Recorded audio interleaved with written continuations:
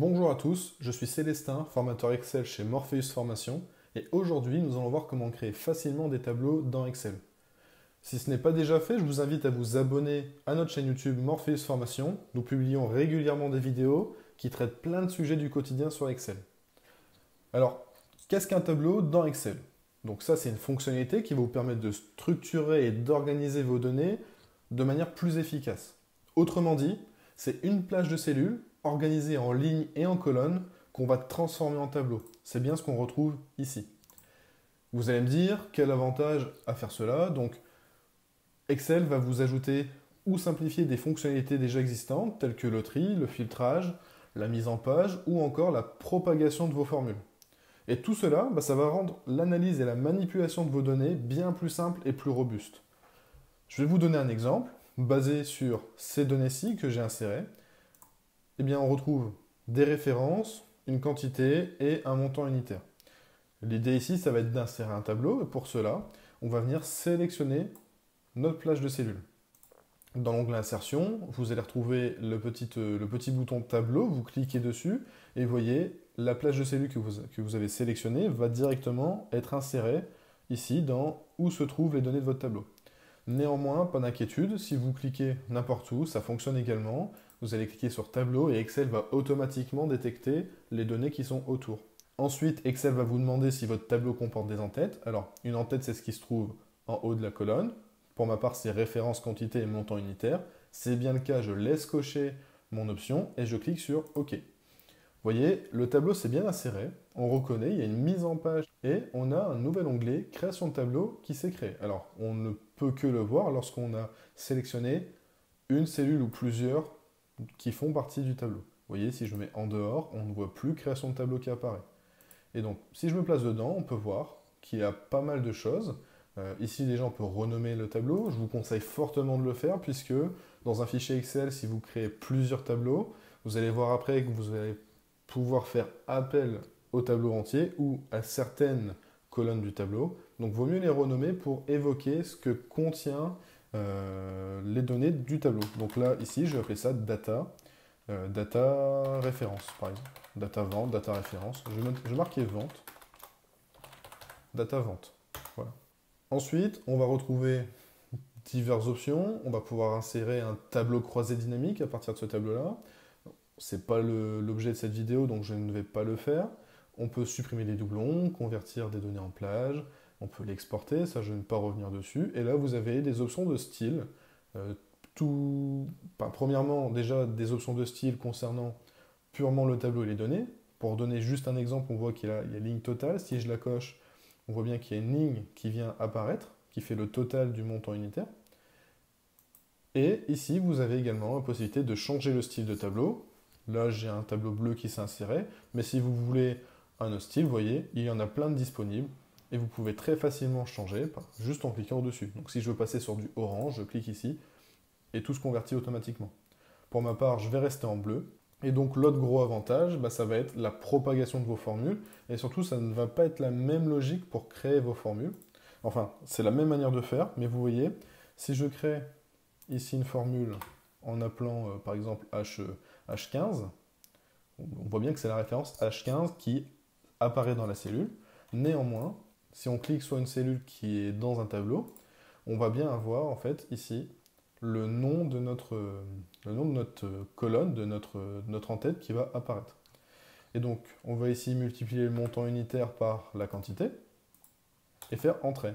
Et vous voyez, il y a une propagation des cellules qui se fait automatiquement.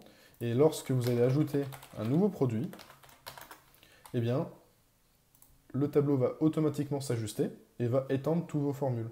Donc là, ça a bien étendu la formule dans colonne 1. Néanmoins, je n'ai pas encore donné dans quantité. Je vais mettre 4 par exemple et 854, peu importe. Et il adapte automatiquement nos calculs. La colonne, on va la renommer. On peut l'appeler total. Et grâce à ce tableau-là, on va pouvoir également avoir la possibilité de le filtrer plus facilement. Alors déjà, on a les options de filtre qui se mettent, qu'on voit ici au niveau des en-têtes. Vous allez pouvoir filtrer un peu comme vous pouvez le connaître sur des tableaux classiques. Néanmoins, il y a une option qui est très intéressante que vous allez retrouver dans Création de tableau. vous avez la possibilité d'insérer un segment, c'est ce qu'on va faire maintenant. Et donc ici, vous allez retrouver toutes les colonnes, donc tous les noms d'entête de votre tableau. Et en sélectionnant par exemple, moi je vais prendre la référence.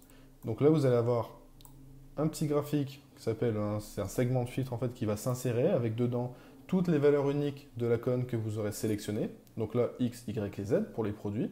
Et en cliquant dessus, vous allez directement filtrer votre tableau. Vous pouvez également maintenant CTRL de votre clavier filtrer sur plusieurs produits. Le petit bouton là sert à effacer tous les filtres et retrouver votre tableau d'origine. Néanmoins, je vous conseille bien de ne pas avoir de données à gauche et à droite puisque en fait Excel vient vraiment filtrer les lignes avec ce segment-là. Vous voyez, si je prends que les produits X, vous voyez que là on ne voit plus apparaître les cellules, enfin les lignes 20 à 30. Donc ça c'est un peu problématique puisque, vous voyez là, si je mets des cellules, des données au hasard, je réappuie sur produit X, on ne les voit plus apparaître. Vous êtes encore là? Alors laissez-nous un like et laissez un commentaire, montrez que vous faites partie des nouveaux experts d'Excel. Pour continuer cette vidéo, je vais vous donner 3 bonnes pratiques avant d'insérer un tableau. Alors vous voyez ici, j'ai repris les données qu'on avait juste avant. Donc là, c'est ce qu'il ne faut pas faire. Et là, c'est un peu le résultat qu'on veut avant d'insérer un tableau. Donc, premier conseil, évitez au maximum d'avoir des lignes vides. Ça peut fausser certaines formules que vous allez exploiter. Pas dans tous les cas, mais c'est possible. Donc, évitez les lignes vides, vous voyez, comme ici et ici. Je vais vous les mettre en jaune. Le deuxième conseil que je peux vous donner, c'est de ne pas avoir de données texte dans une colonne au format de nombre. Je m'explique. Ici, vous avez bien une colonne qui s'appelle quantité. Une quantité, par définition, on attend bien un nombre. Vous voyez, là, j'ai mis des données texte. Alors, évitez cela. Ça peut fausser également vos formules de somme, etc. Troisième conseil, ne pas avoir 2 fois le même nom de colonne. Là, on voit bien qu'on a 2 fois le même nom. Tout simplement, quand vous allez insérer un tableau, Excel vous renommera vos colonnes en ajoutant en fait des numéros uniques pour différencier les colonnes. Et pourquoi il fait ça? Tout simplement parce que, comme vous l'avez vu ici, si mettons je mets une deuxième colonne totale, vous voyez, automatiquement il me mettra total 2. Et quand vous allez vouloir appeler votre colonne, on va faire un égal somme tout simplement en appelant le tableau, qui je rappelle s'appelle data vente. J'ai juste tapé D, on voit bien que data vente apparaît. Je vais pouvoir venir le sélectionner d'un double clic. Et vous voyez ensuite, en ouvrant un crochet, je vais retrouver déjà une liste d'options. Alors quand il y a 3 petits points, c'est une colonne. Et ensuite, vous pouvez venir dire je sélectionne que les entêtes, que les données, le tout, que les totaux.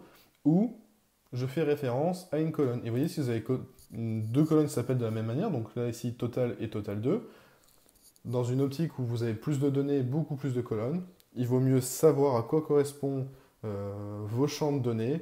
Et pour cela, il faut bien les nommer d'une manière à ce que ce soit très intuitif.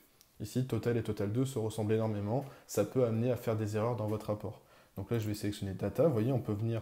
Là, je vais fermer les crochets. On voit bien qu'il fait appel à la colonne totale dans data vente. On n'est pas obligé de venir sélectionner la plage de cellules. Pour vous donner un petit raccourci, voilà, j'ai pas mis une parenthèse, c'est mieux comme ça. Pour vous donner un petit raccourci, vous pouvez très bien faire un égal somme. Et là, vous voyez, en vous plaçant ici, vous obtenez la petite flèche noire. Et quand vous appuyez dessus, il va directement vous insérer data vente totale.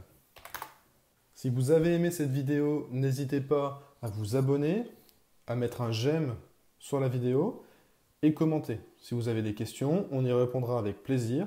Et moi, je vous dis à la prochaine.